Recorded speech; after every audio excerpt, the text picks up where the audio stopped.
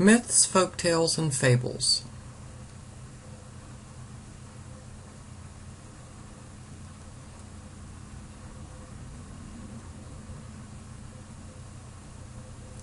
What is a myth? Recall the definition of a myth. Myth is a story often describing the adventures of superhuman beings that attempts to describe the origin of a people's customs or beliefs, or to explain mysterious events, such as the changing of the seasons.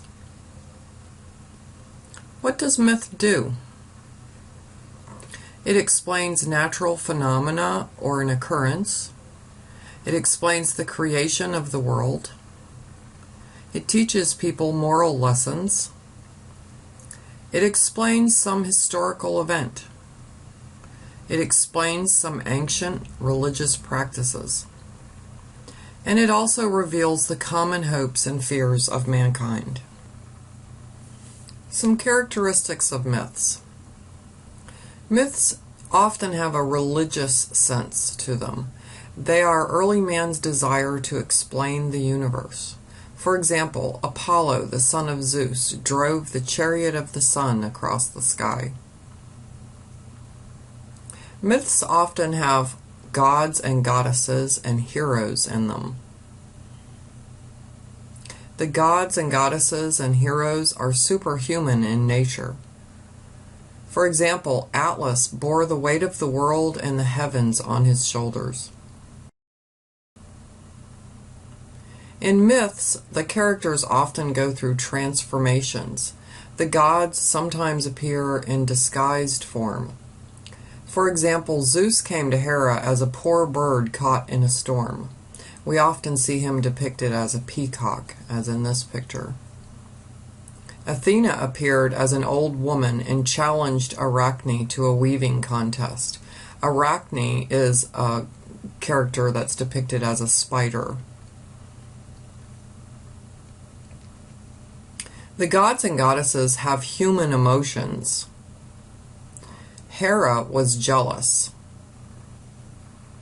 Demeter mourned the loss of her daughter when her daughter was abducted.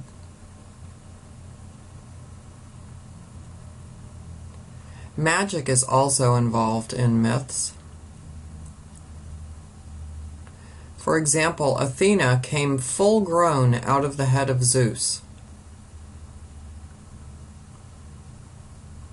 So let's look at the steps you're going to do when doing your apply work.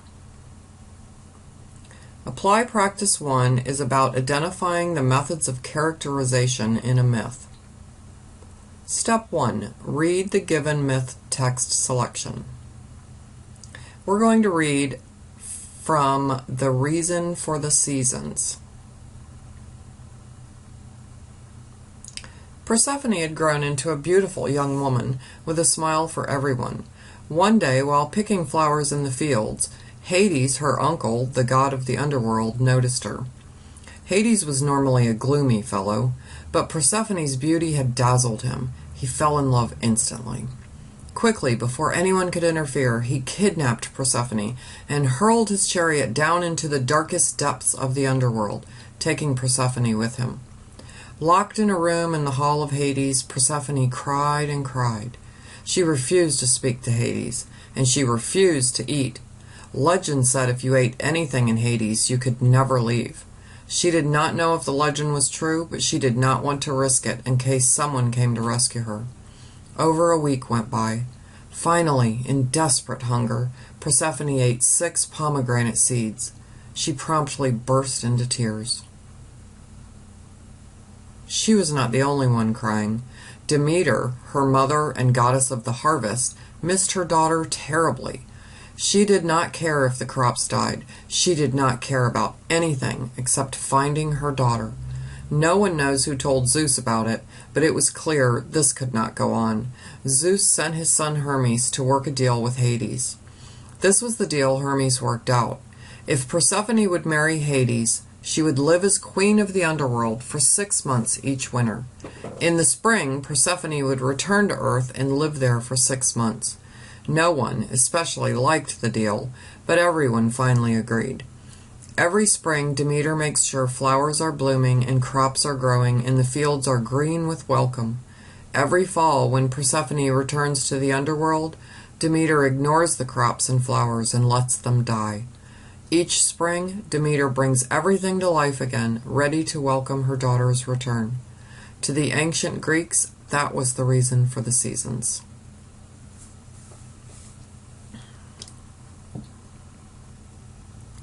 Step 2 asks you to identify the main character or characters in the myth. Well, let's see. We had Persephone, who ate the pomegranate seeds. We have Hades, the god of the underworld. And we have Demeter, Persephone's mother and goddess of the harvest. Step 3 asks you to write down 3 characteristics of one main character. Always remember to provide textual evidence to support your answers. I chose these 3 characteristics. Number 1, she is beautiful, Persephone. And I followed that up with the textual evidence. Persephone had grown into a beautiful young woman with a smile for everyone. I also said she is liked by everyone because the text says that she had a smile for everyone. And then I said that she is smart. I thought she was smart because she refused to eat while she was in Hades because she was waiting for someone to come rescue her and she didn't want to get stuck in Hades by eating something. Step 4. Does this character have any traits that are non-human? Describe these traits.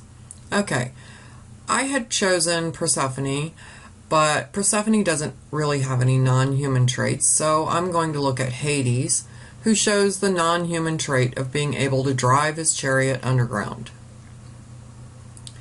Also, Demeter shows the non-human trait of being able to command and control nature. Okay, apply practice 2, we're going to identify the moral and the theme in the mythological story.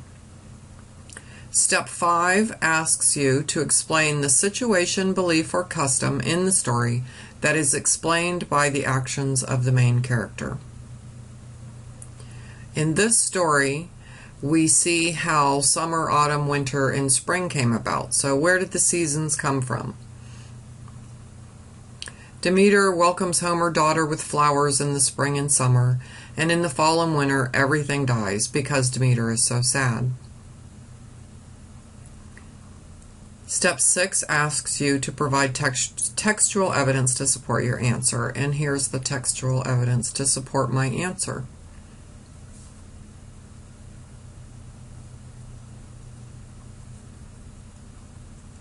Step 7. What is the theme of this myth? The theme of this myth is man's relationship with nature.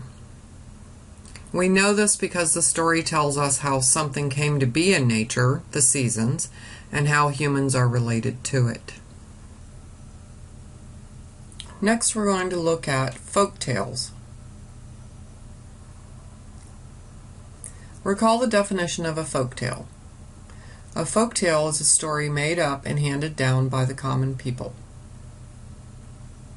Some of the characteristics of a folktale include that they are passed down from generation to generation by word of mouth. This is called the oral tradition. Folktales were also, like myths, made up to explain the wonders of the world or to teach morals and lessons. Other subgenres, such as fairy tales, legends, and fables, also fall under the genre of folktale.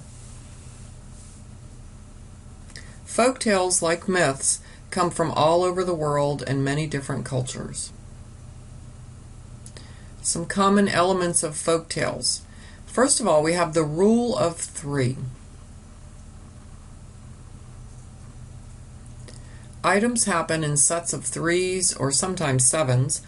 Things happen in 3s, lots of repetition or repeated phrases.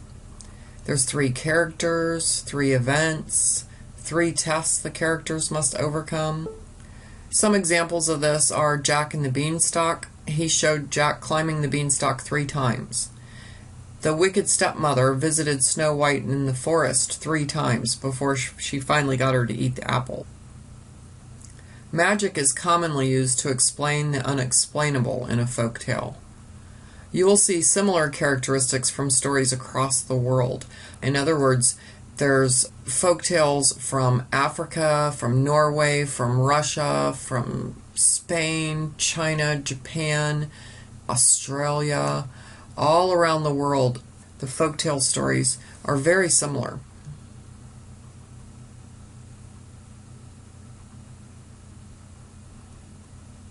The characters in a folktale change only after they have gone through the lesson learned during the course of the story. The hero is usually young and fair, kind, brave, unselfish, and may possess some sort of special power. There are often magic helpers, such as the fairy godmother and Cinderella, who allow for things to occur that would otherwise be impossible.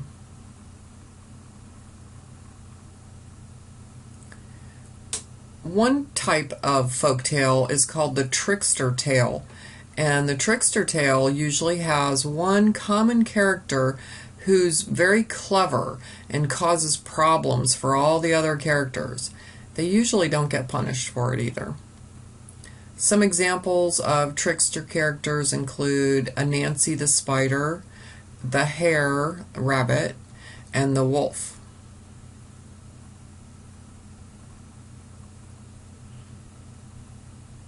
The setting in a folktale includes things like cottages in the woods or magical kingdoms. The time is usually a fantasy time, and the folktale often starts off with once upon a time, or a long time ago, or long, long ago. That's one key way you can tell you're dealing with a folktale.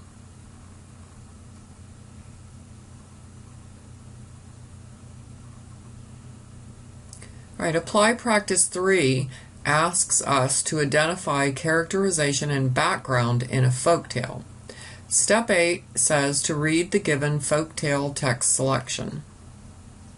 So we're going to read Kong's People, and this is an African folktale. Long, long, long ago, all the animals and all the human beings lived together beneath the surface of the world in peace with the great god Kong, the creator of all things. Every creature understood every other, and no creature wanted for anything. Although there was no sun, it was light and warm, and all lived in comfort and harmony.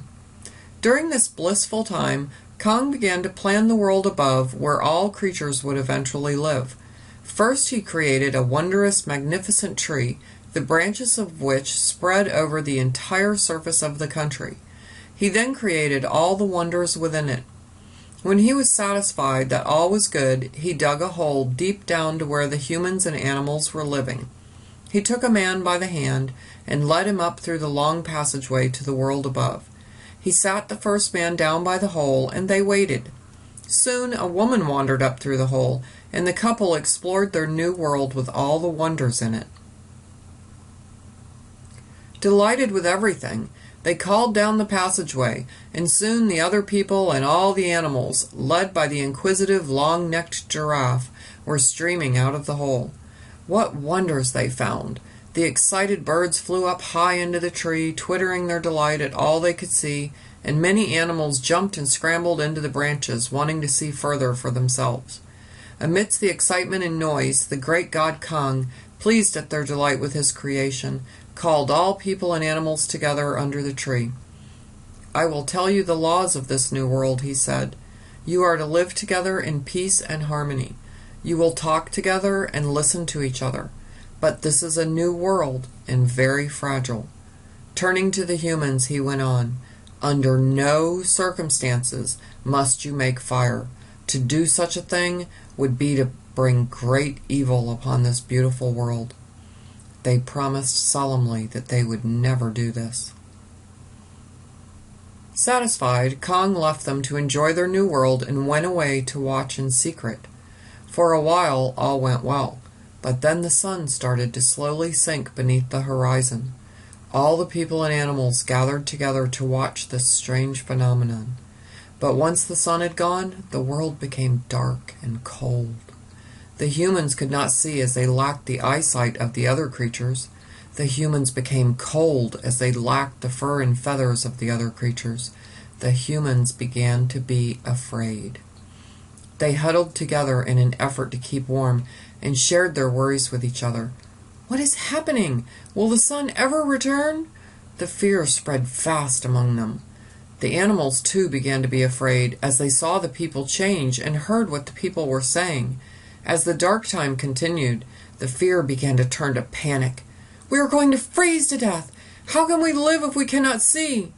And soon one man shouted, We must start a fire. Then we will have light and warmth and we can survive. Yes, yes, all the people agreed, forgetting the words of Kong and their promise to him. The fire was lit and the humans gathered around and could see each other in its light and could feel the warmth of the flames on their chilled bodies. They started to relax and smile at each other. They turned to their friends, the animals, only to find that they had started to run away, terrified of the fire. Come back! There's nothing to fear!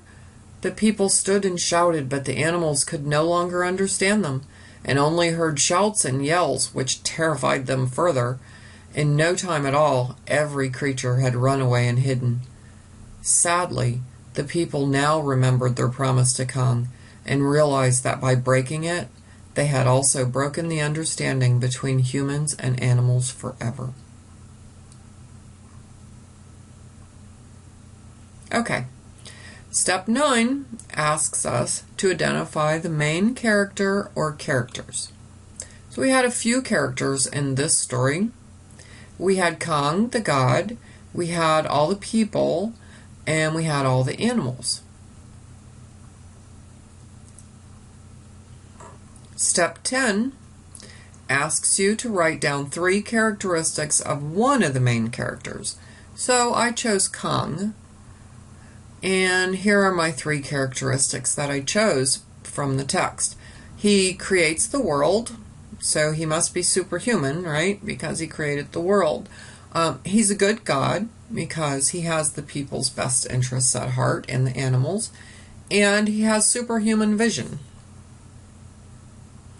What particular place, country, or culture does this story come from? If you recall from the opening of the story, it told us there that this was an African folktale. So this story, this folktale, comes from African culture.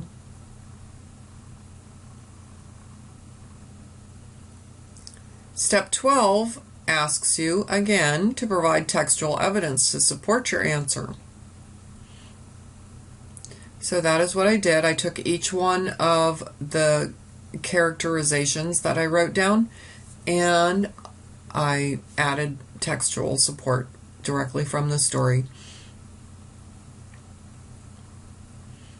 Always remember to provide textual evidence to support your answers. Okay, apply practice 4 is asking us to analyze the characteristics of a folktale. In step 13, how does this story explain how something came to be? Well, this story explains the fall of mankind from a state of harmony with all the world through his own disobedience. Sound familiar? Remember what I told you about folktales. They go all across the world. All cultures have these folktales, and they're often very similar to one another.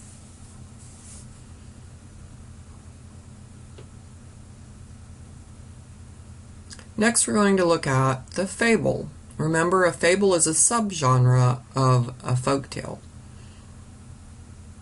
Recall the definition of a fable.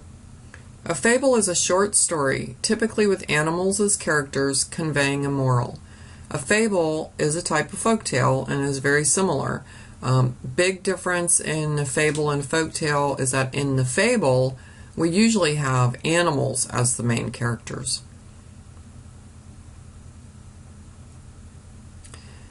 Fables are stories that teach a lesson or have a moral. The main characters are usually animals with human characteristics.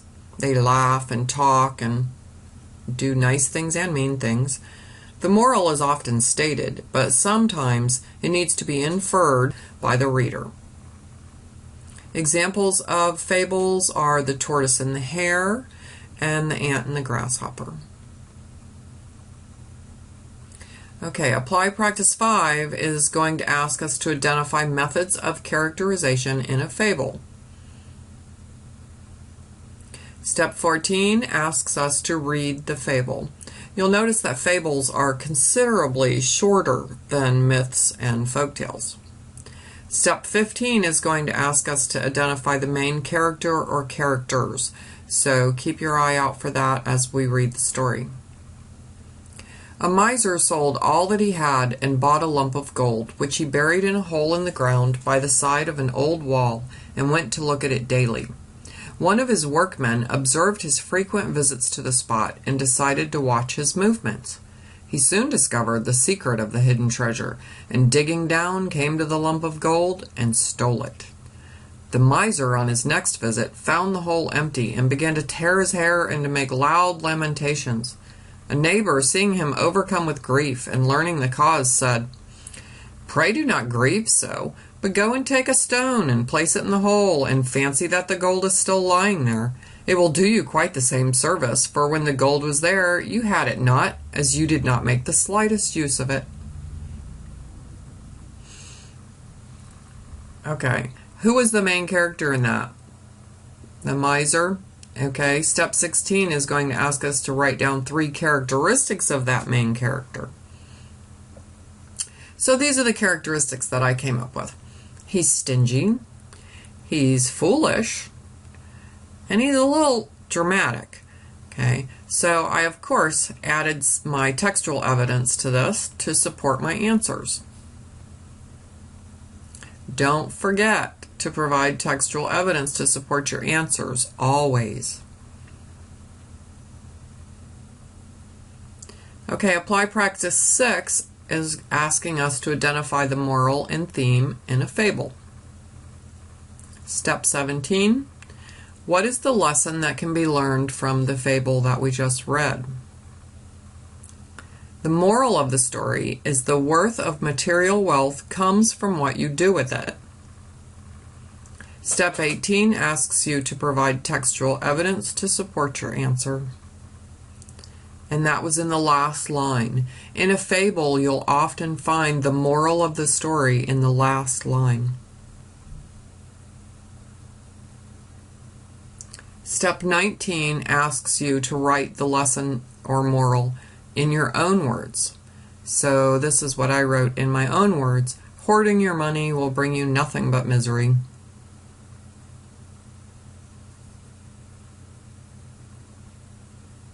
Apply Practice 7 is going to ask us to identify characteristics of a genre. So we're going to look at all 3 of the genres that we've studied this week and identify some of the characteristics of each one of those.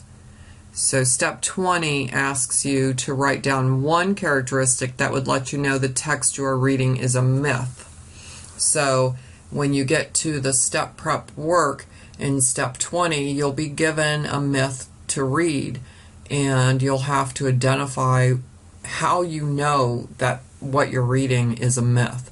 So I've made this little chart that shows you some of the characteristics of a myth, and you can write these down in your notebook so that you'll have them, or you can come back to the video and look at them again as you're working through the step prep.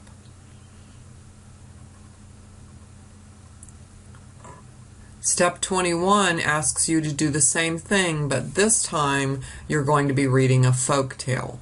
So you want to maybe write down these characteristics of a folk tale in your notebook so that you can use it when you get to step 21 in the step prep. And finally, in step 22, you're asked to write down a characteristic that lets you know what you're reading is a fable. And here are the characteristics of a fable. Notice the characteristics are considerably smaller too. Okay, now it's your turn to try. Go to your apply step prep for week 1 and work through the steps. You can come back to this video at any time and watch through it again, or watch a part of it again, or take some more notes. See you next week.